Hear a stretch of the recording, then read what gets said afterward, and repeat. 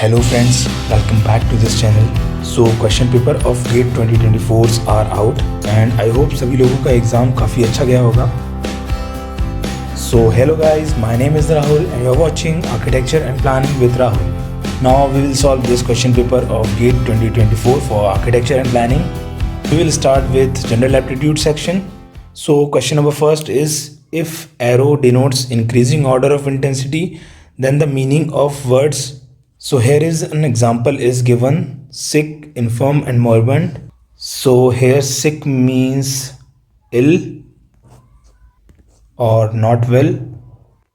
Infirm means not mentally or physically strong.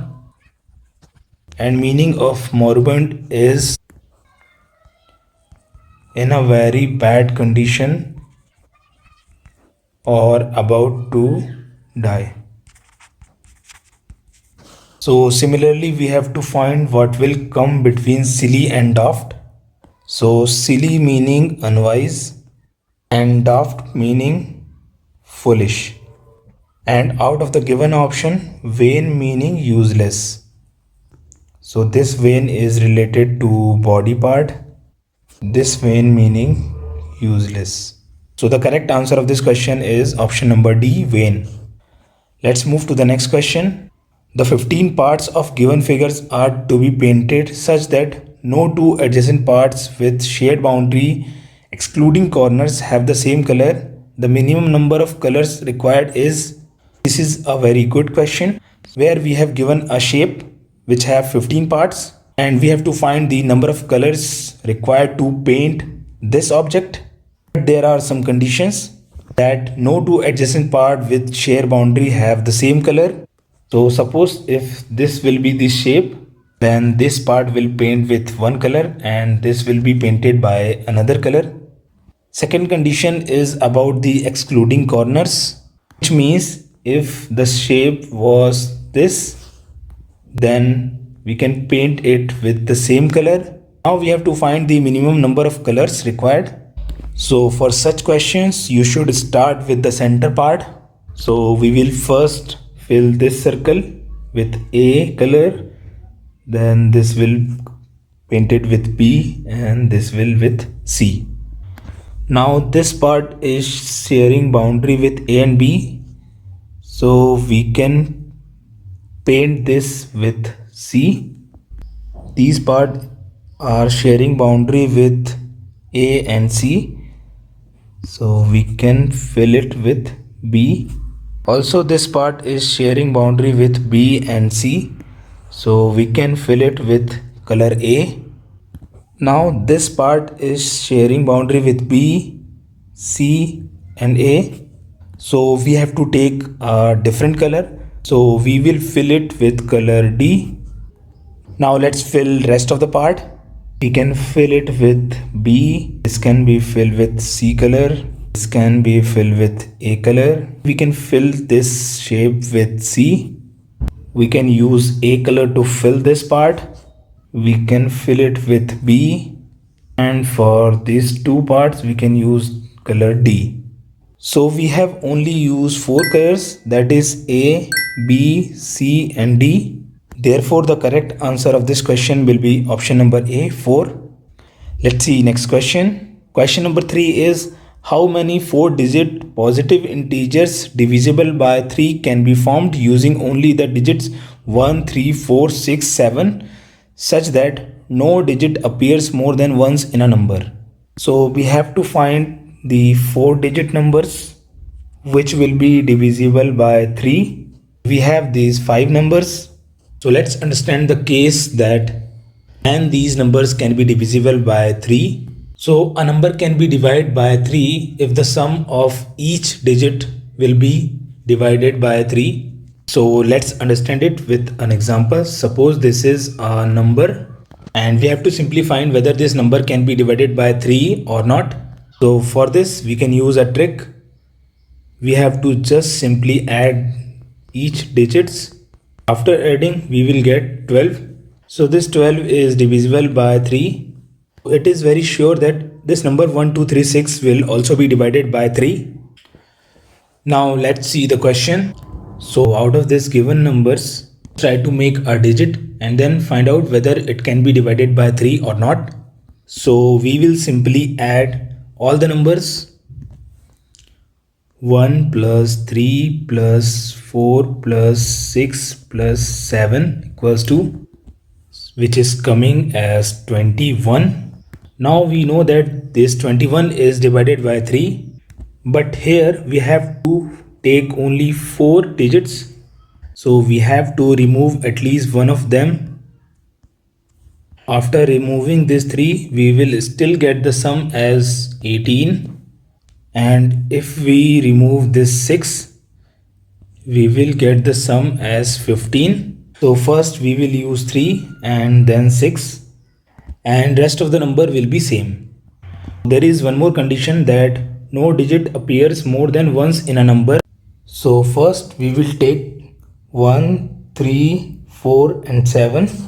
Now we have 4 digits, so we can use all the 4 digits in the first position, and in the next position we can use only 3 digits because one of the digit is already placed in the first position. Similarly, in the third position we can use only 2 digits, and in the last we can use only 1 digit. So on calculating this, we will get 24. Similarly, for second case, we will use 1, 4, 6 and 7. And just like we did for the first case, we can use all the 4 digit in the first position, then 3 in the second, then 2 digit in the third position, and the last position we can only use 1 digit. So on calculating this, we will get 24.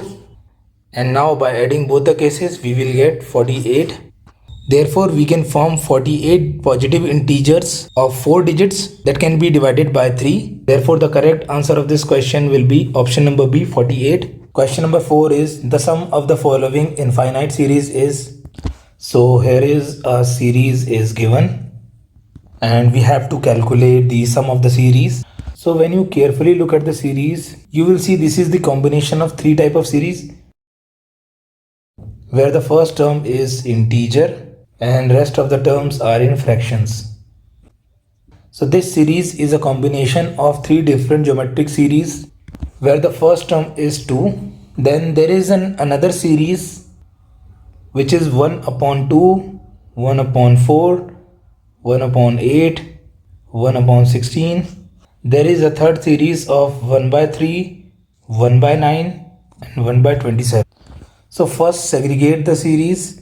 So first term is 2, then another series is 1 by 2 plus 1 by 4 plus 1 by 8 plus 1 by 16.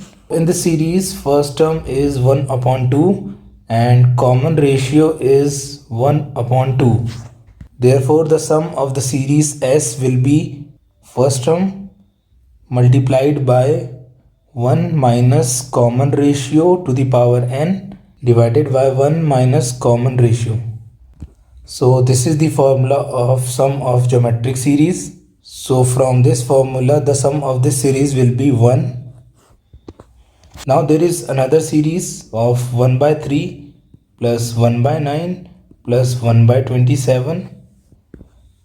Here the first term is 1 upon 3 and common ratio is 1 upon 3. And putting these value in the formula, we will get the sum as 1 by 2. Now we will just add the sum of all the series. So the sum of first series is 2, sum of second series is 1 and the sum of third series is 1 by 2.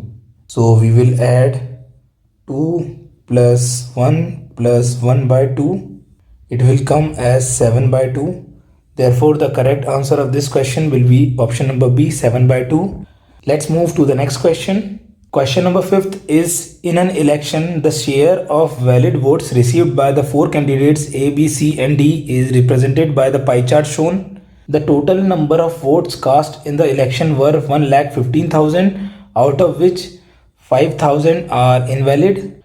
Since the 5,000 votes are invalid, therefore the total number of valid votes are 1,10,000. Now we will see what we have to find. So based on the data provided, the total number of valid votes received by that candidate B and C is, so B received 25% votes and C received 20% votes, which means B and C collectively received 45% of the total votes. We have to find the 45% of 1,10,000. Suppose the total number of the votes received by B and C is X. Formula to calculate the percentage is total number of vote received divided by total number of votes multiplied by 100. So just simply put, total number of vote received is X. Total number of votes are 1,10,000 multiplied by 100 equals to the percentage, that is 45. Therefore, the X equals to 45 multiplied by 1,10,000 divided by 100. On calculating this, we will get 49,500. So total number of the vote received by B and C are 49,500. The correct answer is option number B. Now all the questions carry 2 marks each. Thousands of years ago, some people began dairy farming. This coincided with a number of mutations in a particular gene that resulted in these people developing the ability to digest dairy milk. Based on the given passage, which of the following can be inferred? Now we will see all the options one by one. Option number A is all human beings can digest dairy milk. So this particular statement is not mentioned in the above passage. So this is a false statement. Then second statement is no human being can digest dairy milk. This is also not mentioned in the passage. Statement C is digestion of dairy milk is essential for human being. So there is no mention of such thing. Last statement is in human beings, digestion of dairy milk resulted from a mutated gene. So this mutated genes is mentioned in the above passage, which says is coincided with a number of mutation in a particular gene that resulted people developing the ability to digest dairy milk. Therefore, it is a correct statement. So it is a correct statement. Therefore, the correct answer is option number D. Next question is the probability of a boy or a girl being born is 1/2. For a family having only 3 children, what is the probability of having 2 girls and 1 boy? So this question is related to probability. For this question, we have to find all the probable cases. First case can be all the children are girls. Another case will be there are 2 girls and 1 boy. Case 3 can be first is girl, then a boy, then a girl. Case 4 can be boy, girl, girl. Fifth case can be boy, boy, girl.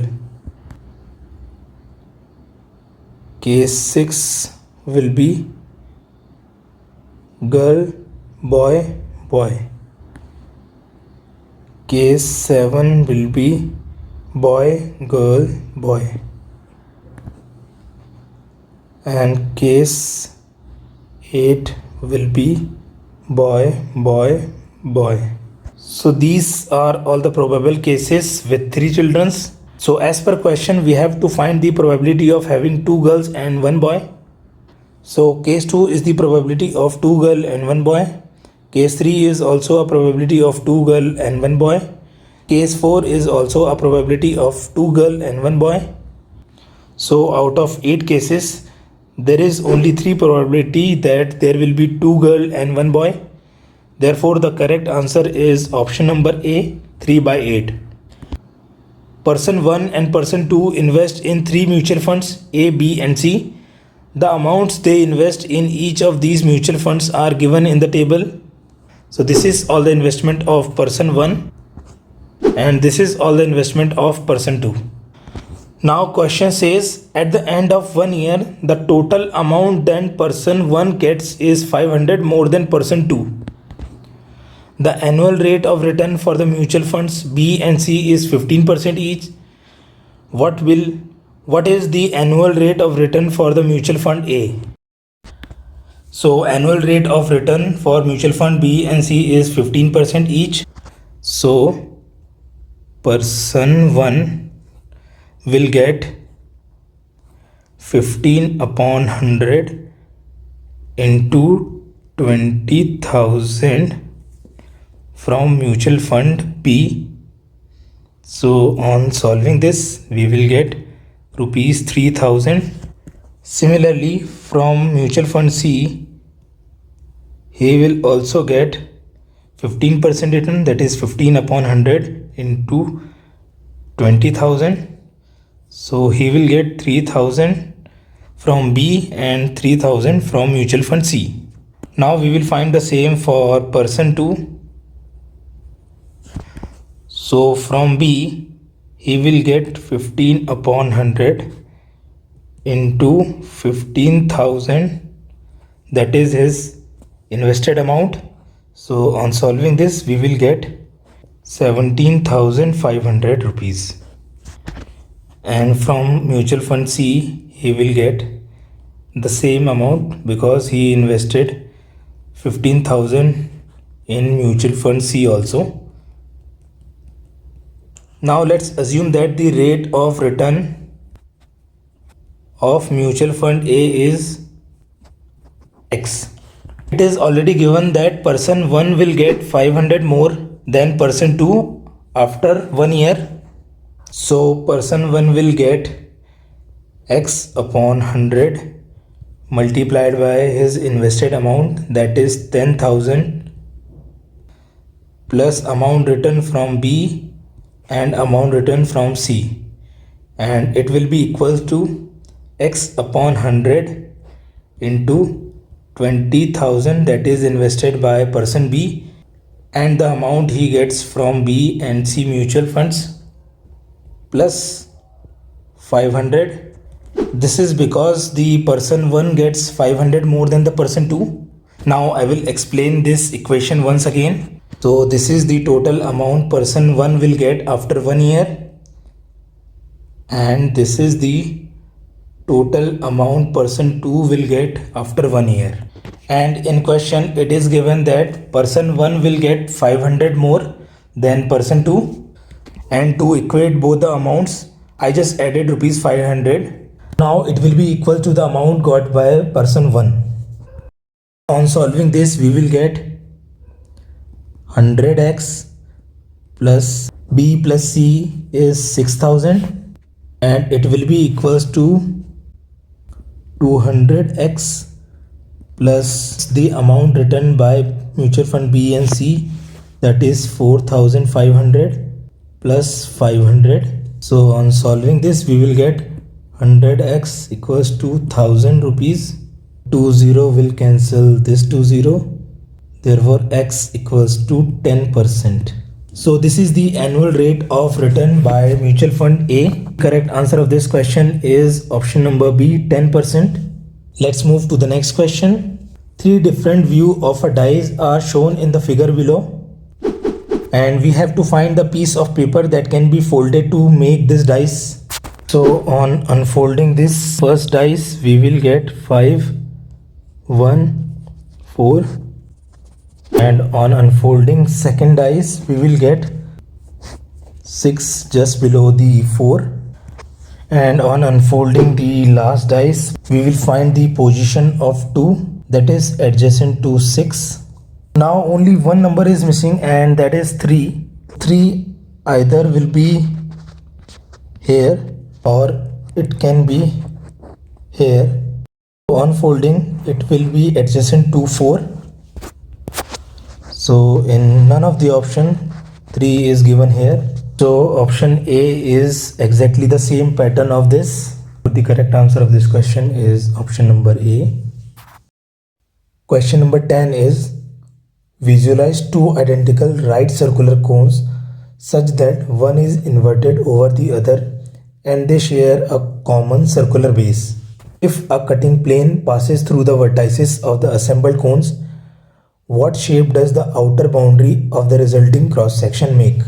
So let's first understand the terminology of the cone. So this is a cone.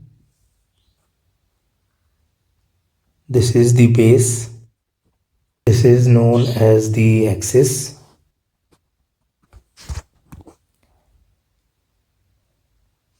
This top part is the vertices.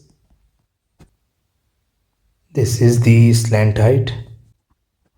Distance from vertices to the center of the base is the height of the cone. Question talks about the right circular cone. So this is a cone, and in right circular cone the angle of the vertices is of 90 degree, and there is another cone which is inverted and it shares the same base with the cone 1. So this is an inverted cone. It is also a right circular cone. Cutting plane passes through the vertices of both the cone. Then its cross section will be like this. So this outer boundary of the cross section will make a rhombus. Therefore, the correct answer of this question is option number A, a rhombus. So friends, these are all the 10 questions that came in GATE 2024. It was of total 15 marks. I hope you enjoyed the video. If you have any suggestion or anything to discuss, you can comment us. If the video was helpful, please do share, like and subscribe. मिलेंगे आपसे अगले video में. Until then, goodbye.